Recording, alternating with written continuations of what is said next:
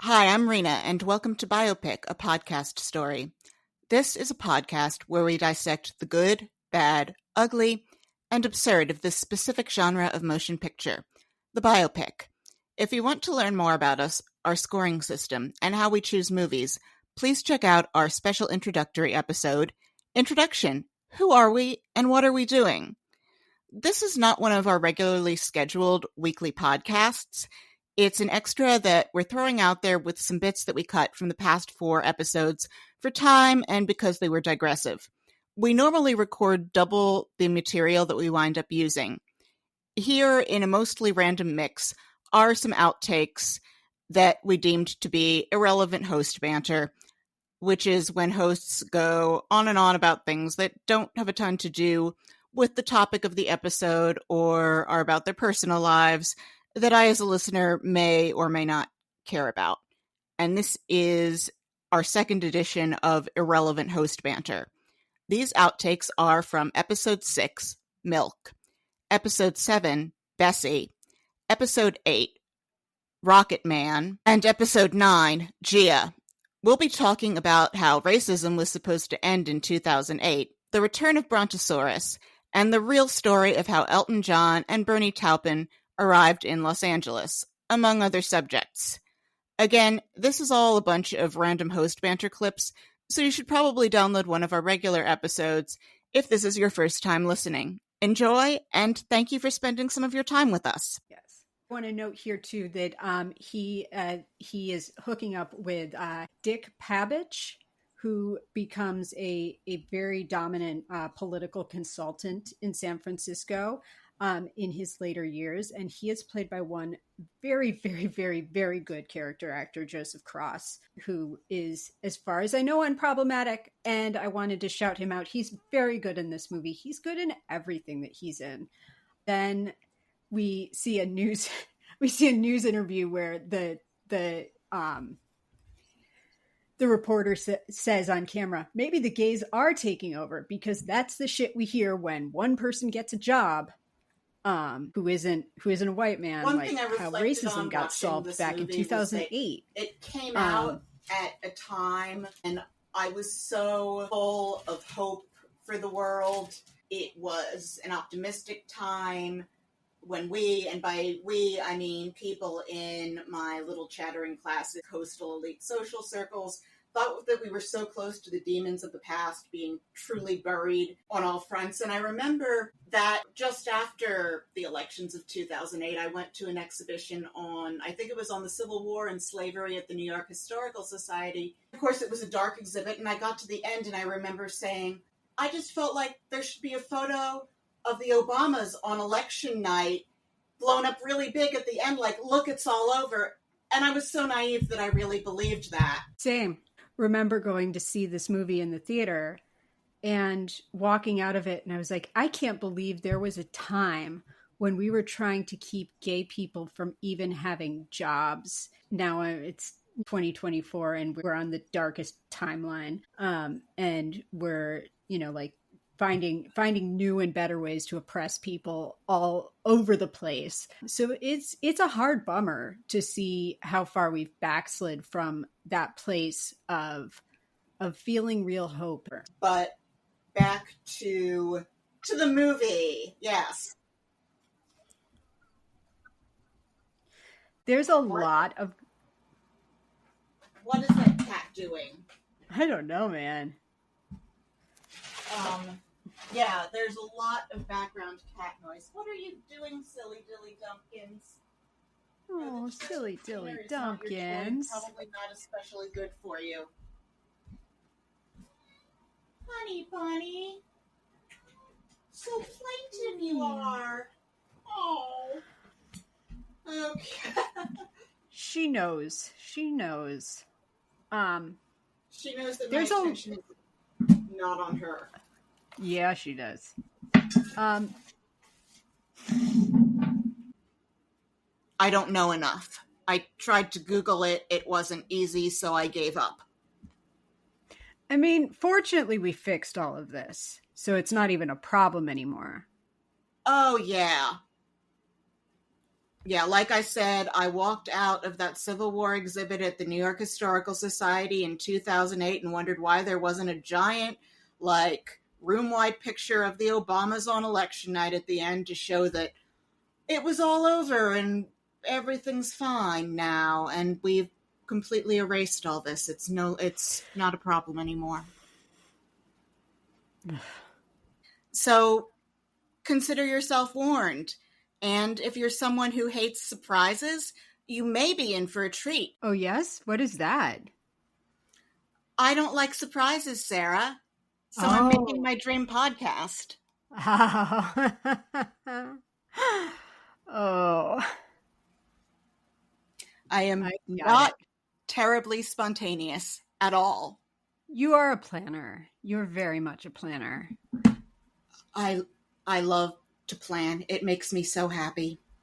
Yeah, I mean, we're both kind of planners, but I would say that of the two of us, I am the less planner.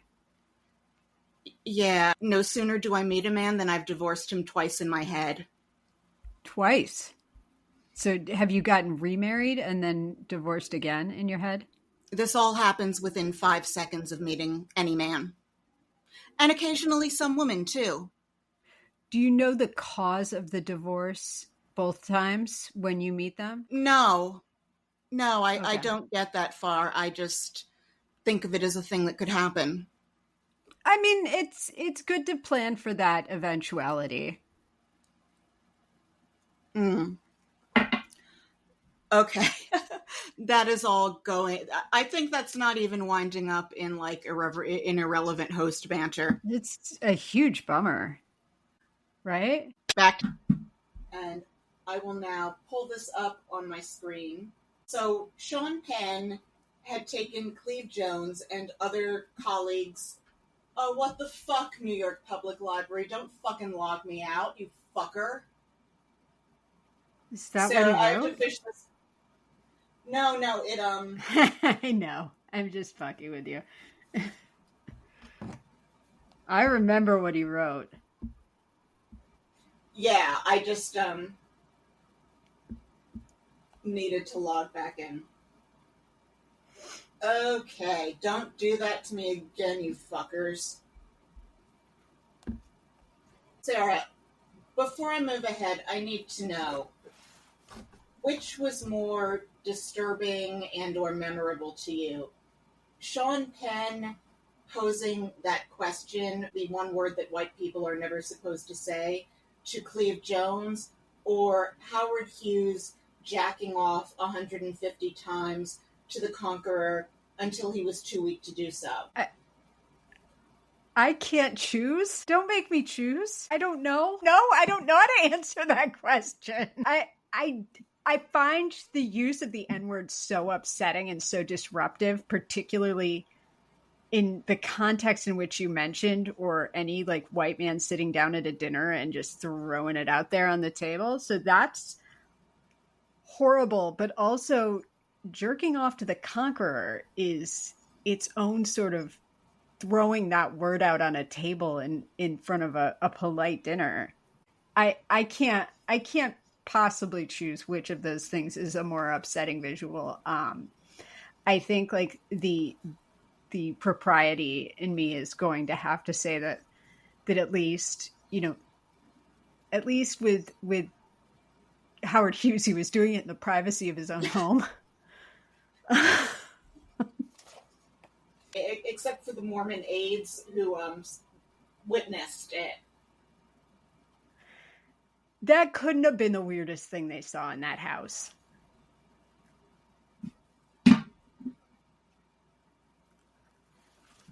I understand. I'm reminded of the fight I had in that class over Trip to Bountiful and also Driving Miss Daisy, because I said it wasn't a good movie and my professor said, "You're wrong." I haven't seen Trip to Bountiful. I think it looks really boring. Oh, it is really boring. And Driving Miss Daisy is also really boring. I'm going to go ahead and say that the Green Book, the Driving Miss Daisy of the Trump administration, is also probably incredibly boring. Oh, Sarah, I've seen Green Book. I heard people said, well, at least this time the white guy was driving the black guy, but there is a scene in it in which the white driver teaches Mahershala Ali to like fried chicken. How fucking dare you, movie? Yeah. I don't know where, like, I don't know when we're done with the idea that the most interesting thing we can do with a movie is show what it's like to be black through the eyes of a white person. I don't know. Do we have significant enough representation at this point to not do that anymore?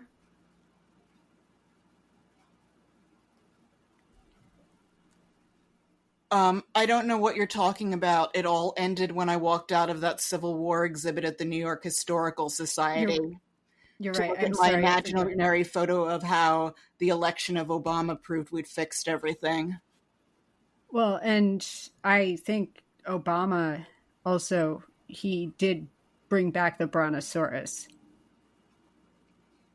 That's right. That was what he was talking about when he said that we'd remember this as the moment that we turned back the rising of the tides. Yeah, that was the Tea Party was upset about that Brontosaurus. Well, yeah, that's why they sent the Brontosaurus to Syria and Sudan to cause civil wars there, because they wanted there to be a refugee problem. This is fair. The Brontosaurus is ferocious. Was the Brontosaurus at January 6th? Is the Brontosaurus currently a political prisoner serving time for violating the law on January 6th?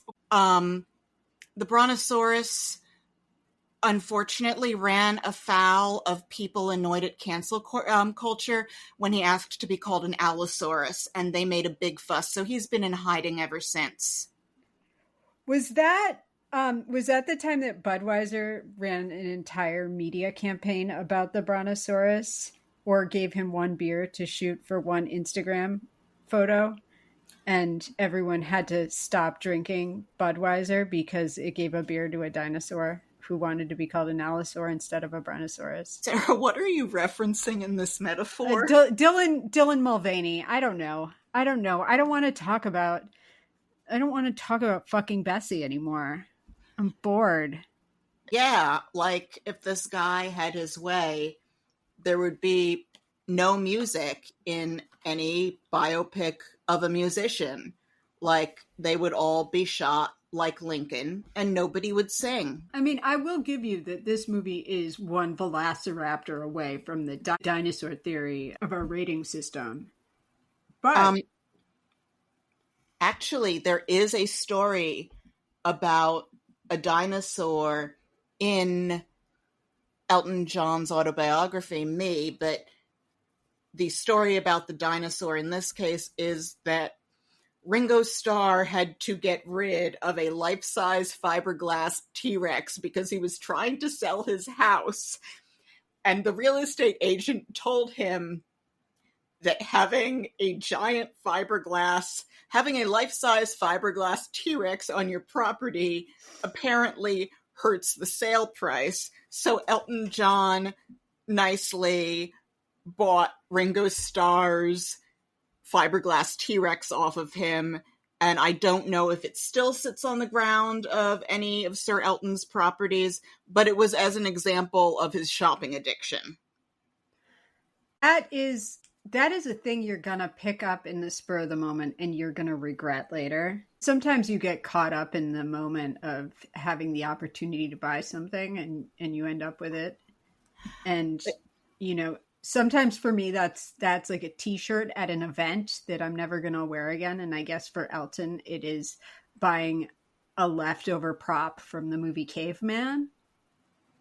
So I relate. He also talks about coming out, I guess he was coming out of a blackout and was completely unaware that he had bought a tram that had to be airlifted from Australia, I think.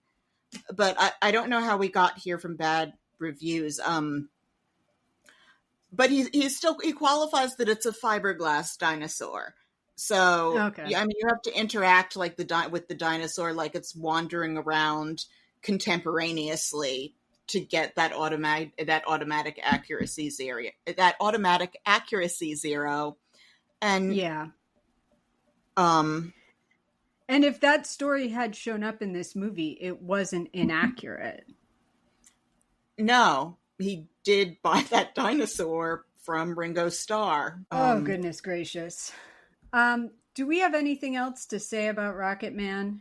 I mean, clearly it shouldn't have been a musical, but them's the breaks. I And then we head to Los Angeles to the Troubadour. and they go to Los Angeles, and there's also a story about this that didn't get into the movie, which was that Elton John had imagined that he and Bernie would be arriving in Los Angeles at sunset in a Cadillac, and this was still when Cadillacs were cool, before Cadillac completely dropped the ball, and now Cadillac is an old people car, and there really is no American-made luxury car because everyone just buys a Lexus or a Mercedes. But Cadillacs were cool. But what happened instead was the record company was like, oh, he's English. So they had a red double-decker bus, like in London, that moved very, very slowly, taking the regular LA streets, not the freeway. Was Elton John and Bernie Taupin hated it because it was like they'd never left Pinner, the suburb of London that Elton lived in, being on like a plotting this plotting bus. So it was a very unfabulous entry to Los Angeles for them.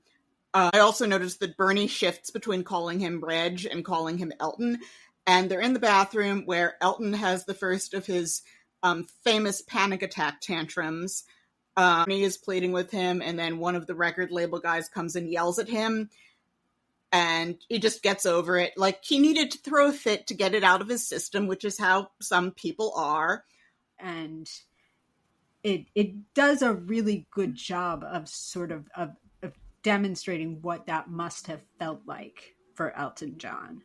Yes, and there are a couple lines in the song Rocketman that I've unfortunately always been quizzical towards because I'm a very literal-minded person and I pay a lot of attention to lyrics, and those lines are, and all the science I don't understand is just my job 5 days a week. My reaction to this is that I want our astronauts to be enthusiastically engaged in their work and to definitely understand the science that we spend billions of dollars on. And I am disturbed that this particular astronaut made it past the tests at NASA, where there are so many brilliant, energetic, highly qualified people with like doctorates who devote their lives to becoming astronauts. This distracts me and makes me giggle every time I hear the song. So I was thinking about this, and I started thinking about my own feelings about the lyrics to this song. And what I've always thought that this song is about is it's in the same shared universe as Space Oddity, where it's in a time period where, you know, people working in the space industry are, you know, brilliant scientists all the way down to just workers, like construction workers who go out and build stuff in space. And so I always thought this was a song about like a guy who has to go to space to do his job. And his job isn't, you know, it isn't like being a brilliant scientist. It's like being a worker in space. I think there was a British broadcast of the moon landing that played Space Oddity, and when I learned about this, I was like, they do not have a lot of faith in NASA, because Major Tom gets lost out in space and tells the newscaster guy, tell my wife I love her very much. She knows. Yeah. I think both of these songs show a really suspicious attitude toward our space program on the part of the Brits, which I guess is the kind of thing that happens when you lose your empire. I always think of this song as existing in a very dystopian future where space travel is something more like work a day. That's my theory on Rocketman. I bet it's not about any of these things. No, it's probably just about like ennui and feeling lost, and it's probably just a song about loneliness that happens to mention space. And also, we think of Elton, those aren't every time, those aren't Elton John's words. Those are Bernie Taupin's words. But he's not the performer, so we think of it as Elton John. Yeah. And Bernie loved a story song. He loved to tell stories about people in his songs, and it makes the catalog seem disconnected in a way, but also it has opened up their catalog to be about all kinds of characters. If every song was literally about his feelings or Elton John's feelings or Bernie's perception of Elton John's feelings, it would have narrowed sort of the scope of what they were able to accomplish. I wonder if any of the songs that we love are secretly about Frank Sinatra doing the correct French pronunciation Topin when he sang one of Bernie and Elton's songs. Oh, that's Levon. Don't know it. Yeah, Levon's about that, I bet. Sure. So at this point in the film, things turn really dark. And I wanted to ask a question here because I'm interested in your thoughts around this. Was anyone really struggling with believing and knowing that he was gay? I think all of his friends knew it. There was a girl that he was going to marry who's sort of turned into Arabella the landlady here, and that looks to me like one of these situations where the person is still alive, they don't want their name out there, so they come up with an amalgamation, and it's such a minor character that it doesn't. In general, I hate composite characters, and I'm going to complain about that a lot next week when we get to Gia. Don't need composite characters. Milk proves that you don't need composite characters and that there are a ton of great actors out there who can do everything authentic on not much screen time. But no, I don't believe anyone in Elton John's life personally had any issue around that beyond unfortunate eccentric things. And that's what real artists do, is they sit down and they do the work. Well, one of the things that I'm kind of in awe of, because I'm a words person, so I get being able to come up with words and that sometimes things pop into your head and other times you really just have to sweat it out and stick one word after the other and have faith that your entire output is not going to be garbage. But I am tone deaf. I have no sense of pitch. Listening to me sing is a form of torture. It's okay, Sarah. You don't have to deny it, and you're not even trying. The ability to write a song is this wondrous thing for me, whereas not getting how do you put words together is like, and seeing how like needs Bernie's words and then the music comes to him from seeing them is just through the looking glass form of mental being for me. And there was some Carson Daly interview with Elton John like 20 years ago where Carson Daly asked Elton John, why don't you write your own lyrics? And Elton John immediately bursts out, hooray, hooray, I read that you were dead today, Robert Mugabe, Saddam Hussein. I am so glad you've both gone down the drain. And then he looked at Carson Daly and said, this is why I don't write my own lyrics. But it's just it's flabbergasting to me that minds can be so different like that because I'm completely of one and in awe of the other. The only reason I didn't protest more there is because I would have interrupted you and we would have had to retake it. But also, the song that he just wrote off the top for Carson Daly was pretty good. But not the lyrics. I mean, he's no Bernie Taupin. he's no Queen Latifah either, but, you know, he's okay. Goodbye Yellow Brick Road is playing and he's singing and he leaves in that outfit to go to rehab.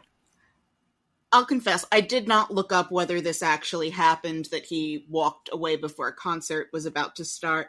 Time of day seems a little bit unclear because it's light out when he leaves Madison Square Garden and then the sun is just going down, which makes me think either this rehab stuff is happening over several days and the final bit is at night, or he got to MSG way before the sound check. And I guess it's not performance cocaine, it's sound check cocaine. The time is a little bit off and I just have to like let it go.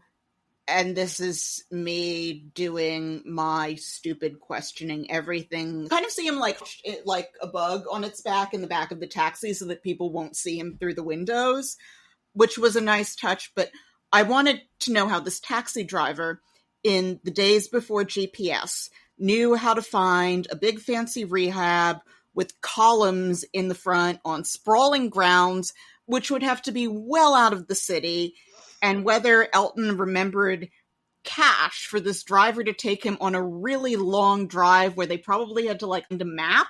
This was also way before taxis took credit cards, and I'm sorry if that ruins it. It does then open up the question of whether or not that costume had pockets in it for him to put cash in. Also, though, you can work around that in your head if you need to by just thinking, okay, he took that cab from MSG to Grand Central and he got on the train to Connecticut to go to Silver Hills.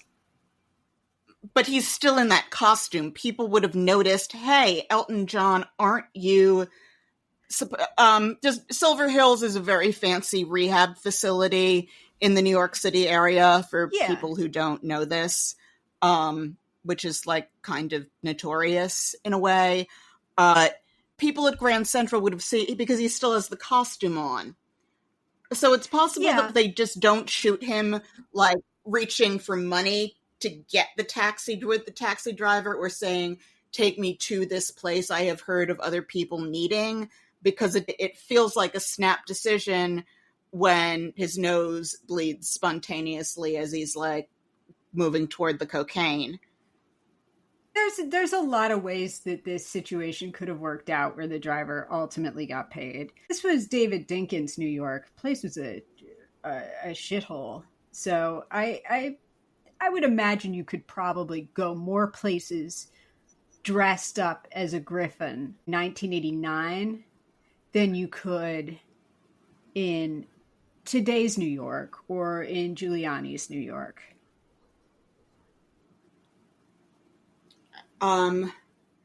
They also did something that we like a lot, which is narrowing the focus down, because we didn't need to know about when he rewrote the lyrics to Candle in the Wind. Somebody wrote once that it seemed odd that song has become so popular at funerals, that version of it, because who out there actually thinks of themselves as England's Rose? I didn't need to see about Aida. I didn't need to see him meeting David Furnish. I appreciated that they narrowed it in and they kept within a time period where the main actor would look authentic. You get maybe 10 years of leeway if you're lucky to the young side. If you do everything very effectively, and then 20 toward the older, and then outside of that, the old age makeup becomes a character. Although whoever was in charge of the old age makeup on the final season of Marvelous Mrs. Maisel did a fantastic job, and everyone should just hire them and pay them whatever they ask for, because it didn't look like makeup. And they also caught that like Midge Maisel was a woman who would have put a lot of work into aging gracefully. That's probably off topic. In fact, it is off topic. Yeah,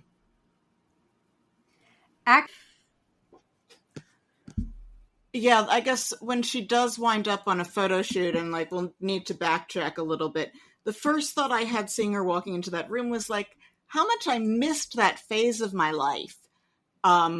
When we just narrowly missed each other as turns at Fairchild back in the day, where I was at WWD that summer, and then you were at Jane, and it was like a few months apart. But I found myself thinking about how much I missed that world, and I guess one of the things I learned in that about models is models are not dumb. They are the same range of smart to stupid that you find in the population at large. What they are is very young and under little supervision, and they've just been thrown into the big world. I said and did, I'm sure, a lot of really stupid things in my like mid to late teens into early 20s, which is when models get launched, but they're in a much likelier position to get in long-term trouble for it. But I just wanted to say models aren't dumb, or any likelier to be dumb than any random person you'll run into statistically. For sure. They're all children. That's kind of the thing with models. Like, I mean, we put 13-year-old girls on the cover of Bridal Guide. Anyway, like I'm going to think a 13-year-old is stupid. Like, that's just the way it's going to be. And again, I'm furious, and it's a montage of her riding on this motorcycle.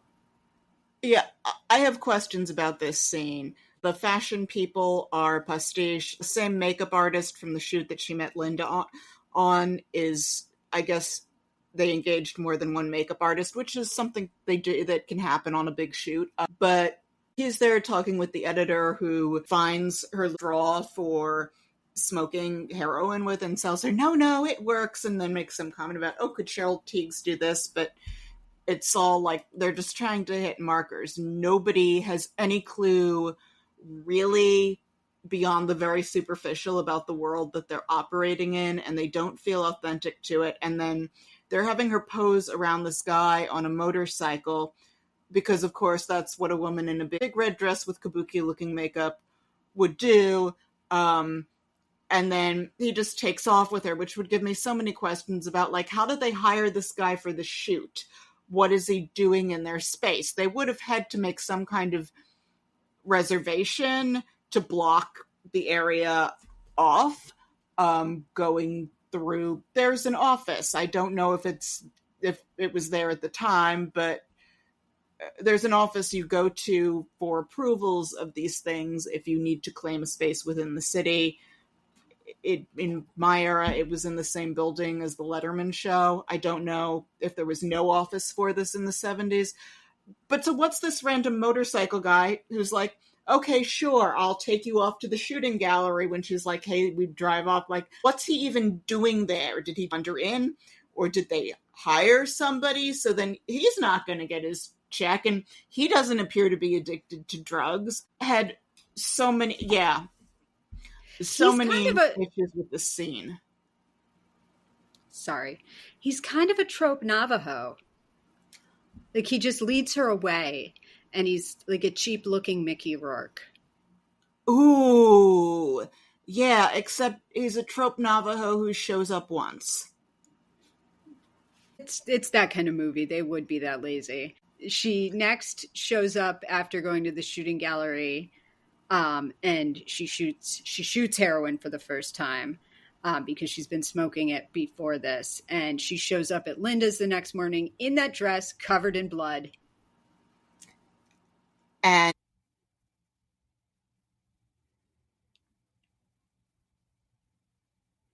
well, that was the second edition of Irrelevant Host Banter. I know that it sounds like a conversation composed of confusing non sequiturs. These were some fun bits that we cut in the name of staying on topic and hitting that nice, efficient 1 hour running time. If you want to get a better idea of what we're all about, you're probably better off listening to one of our regular episodes. I highly recommend episode 5, The Conqueror, or episode 10, Cobb, which I think were our two best ones so far. If you liked the show, please leave us a 5-star rating and subscribe to us on iTunes, Spotify, or wherever you get your podcasts. We are relying on word of mouth to help build the podcast while we work on our web traction. So please tell a friend, or better yet, plural friends, and share us on social media. We hear it helps. Have an excellent weekend, and we hope you'll listen in when our regular episode drops on Tuesday.